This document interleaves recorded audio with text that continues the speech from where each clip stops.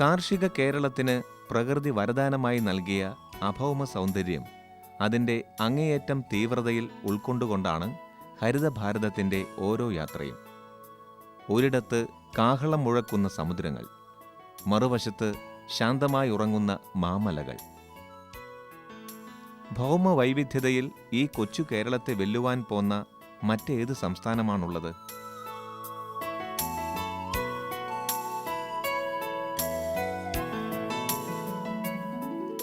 എറണാകുളം ജില്ലയിലെ കുന്നത്തുനാട് ജൈവ വൈവിധ്യതയുടെ ഉത്തമ നിതാന്തമാണ്.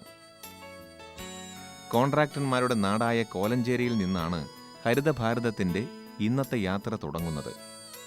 കോലഞ്ചേരി പെരുമ്പാവൂർ റോഡിലൂടെ റബ്ബറും തെങ്ങും വളരുന്ന തോട്ടങ്ങളെ പിന്തള്ളി ഞങ്ങൾ യാത്ര തുടർന്നു. ഒരേ വരിയിൽ നിരനിരയായി വളർന്നു നിൽക്കുന്ന ഇളം പച്ച അരപ്പട്ടകൾ കെട്ടിയ റബ്ബർ മരങ്ങൾ കണ്ണിന് ഊഷ്മളമായ കാഴ്ചയായി.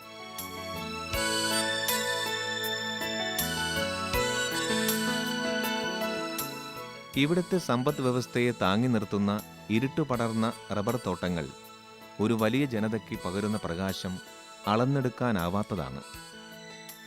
കുന്നത്തുനാട്ടിലെ പ്രഭാതങ്ങൾക്ക് ഒരു പ്രത്യേക ഭംഗി തന്നെയുണ്ട്. വിജനമായ വഴിയരികുകളിൽ സുഖദായിയായ തണുപ്പ് യഥേഷ്ടം വിഹരിക്കുന്നു. വീതിയേറിയ നഗരപാതകളിൽ നിന്ന് പ്രശാന്ത സുന്ദരമായ ചെറുവഴികളിലൂടെ ഞങ്ങൾ യാത്ര തുടർന്നു. തെങ്ങോലകളുടെ സംഗീതം കാതിൽ പുതിയ ഈണങ്ങൾ പകർന്നു തന്നു.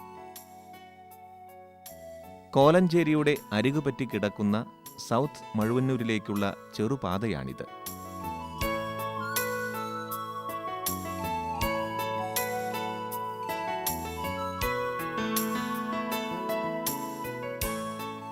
ചുവപ്പ് നിറമാർന്ന പായലു പിടിച്ച നാട്ടുവഴികൾക്കിരുവശവും വെട്ടുകല്ലിൻ്റെ മതിലുകൾ കാണാം. വെട്ടുകല്ല് ഈ പ്രദേശങ്ങളിൽ സുലഭമാണ്. ഇരുവശത്തും ഉയർന്നു നിൽക്കുന്ന മതിലുകൾക്കിടയിലൂടെ അല്പം ക്ലേശപ്പെട്ടു തന്നെ വേണം യാത്ര ചെയ്യുവാൻ.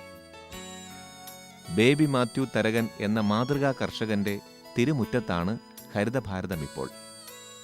പഴമയുടെ ഉഗ്രപ്രതാപം പേറി നിൽക്കുന്ന ഈ തറവാട് ആരെയും ഒന്ന് വിസ്മയപ്പെടുത്തും. കാട്ടുപോത്തുകളുടെയും മാനിൻ്റെയും കൊമ്പുകൾക്ക് കൃത്രിമ മുഖം വെച്ച് കൊടുത്ത് വിധിമേൽ പതിപ്പിച്ചിട്ടുണ്ട്. ബേബി മാത്യു തരകൻ എന്ന ബഹുമുഖ പ്രതിഭയാണിത്. ഒരേ സമയം ഒരു മാതൃകാ കർഷകനും ജനസേവകനുമാണിദ്ദേഹം. സ്ഥലം പഞ്ചായത്ത് മെമ്പറാണ് ഈ 43കാരൻ.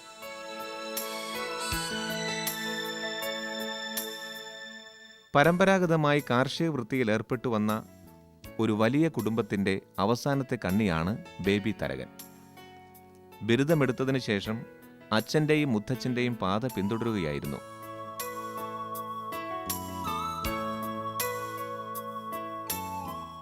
തരകന് 15 വയസ്സുള്ളപ്പോൾ അച്ഛൻ മരിച്ചു. ആകെയുള്ള ആൺതരി എന്ന നിലയിൽ ഉത്തരവാദിത്തങ്ങൾ ഏറി.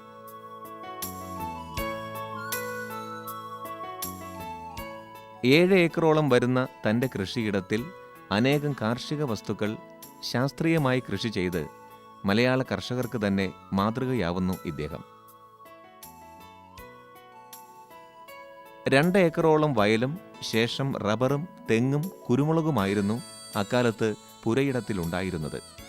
പിന്നീട് തരകൻ ജാതി, കൊക്കോ തുടങ്ങിയ കൃഷികളും ചെയ്തു തുടങ്ങി. തരകന്റെ പുരയിടത്തിൽ ഇല്ലാത്ത ഒരു കൃഷിയുമില്ല എന്നു തന്നെ വേണം പറയുവാൻ. ഓരോ വിളകൾക്കും പ്രത്യേകം പ്രദേശങ്ങൾ തിരിച്ചാണ് കൃഷി. വാനിലയാണ് തരകനെ ഒരു വേറിട്ട കർഷകനായി മാറ്റുന്നത്.